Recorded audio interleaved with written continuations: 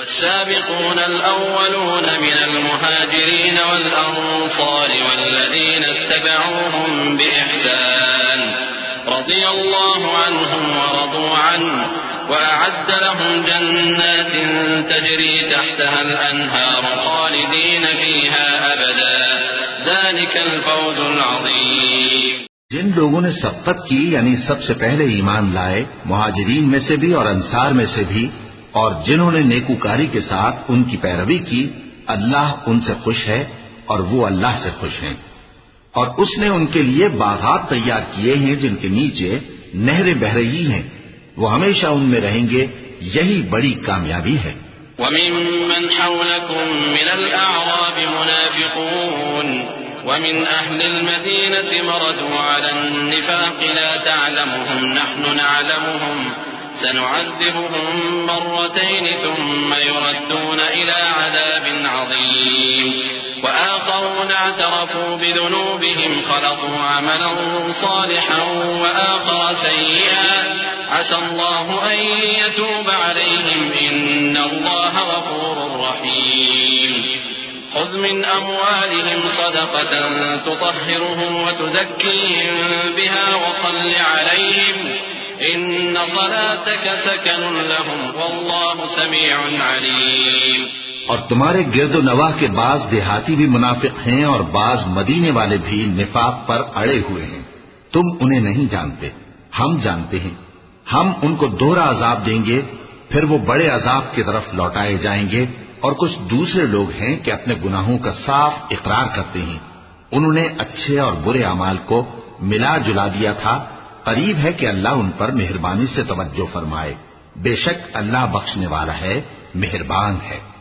ان کے مال میں سے زکوٰۃ قبول کر لو کہ اس سے تم ان کو ظاہر میں بھی پاک اور باطن میں بھی پاکیزہ کرتے ہو، اور ان کے حق میں دعائے خیر کرو کہ تمہاری دعا ان کے لیے موجب تسکین ہے، اور اللہ سننے والا ہے، جاننے والا ہے.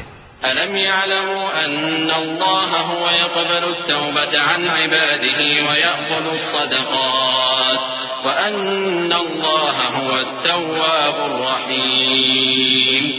وَقُلِ اعْمَلُوا فَسَيَرَى اللَّهُ عَمَلَكُمْ وَرَسُولُهُ وَالْمُؤْمِنُونَ وَسَتُرَدُّونَ إِلَى عَالِمِ الْغَيْبِ وَالشَّهَادَةِ فَيُنَبِّئُكُم بِمَا كُنتُمْ تَعْمَلُونَ. وآخرون مرجون لأمر الله إما يعذبهم وإما يتوب عليهم والله عليم حكيم. کیا یہ لوگ نہیں جانتے کہ اللہ ہی اپنے بندوں سے توبہ قبول فرماتا اور صدقات و خیرات لیتا ہے، اور یہ کہ اللہ ہی توبہ قبول کرنے والا ہے، مہربان ہے. اور ان سے کہہ دو کہ عمل کیے جاؤ، اللہ اور اس کا رسول اور مومن سب تمہارے عمل کو دیکھ لیں گے، اور تم غائب و حاضر کے جاننے والے کی طرف لوٹائے جاؤ گے، پھر جو کچھ تم کرتے رہے ہو وہ سب تم کو بتا دے گا. اور کچھ دوسرے لوگ ہیں جن کا کام اللہ کے حکم پر موقوف ہے، چاہے وہ ان کو عذاب دے اور چاہے معاف کر دے، اور اللہ جاننے والا ہے، حکمت والا ہے. والذين اتخذوا مسجدا ضرارا وكفرا وتفريقا بين المؤمنين وإرصادا لمن حارب الله ورسوله من قبل وليحلفن إن أردنا إلا الحسنى والله يشهد إنهم لكاذبون. لا تقم فيه أبدا لمسجد أسس على التقوى من أول يوم أحق أن تقوم فيه رجال يحبون أن يتطهروا والله يحب المطهرين. أفمن أسس بنيانه على تقوى من الله ورضوان خير أم من أسس بنيانه على شفا جرف فانهار به في نار جهنم والله لا يهدي القوم الظالمين. لا يزال بنيانهم الذي بنوا ريبة في قلوبهم إلا أن تقطع قلوبهم والله عليم حكيم. اور ان میں ایسے بھی ہیں جنہوں نے اس غرض سے مسجد بنائی ہے کہ ضرر پہنچائیں اور کفر کریں اور مومنوں میں تفرقہ ڈالیں. اور جو لوگ اللہ اور اس کے رسول سے اس سے پہلے جنگ کر چکے ہیں ان کے لیے گھات کی جگہ بنائیں اور قسمیں کھائیں گے کہ ہمارا مقصود تو صرف بھلائی تھا، مگر اللہ گواہی دیتا ہے کہ یہ جھوٹے ہیں۔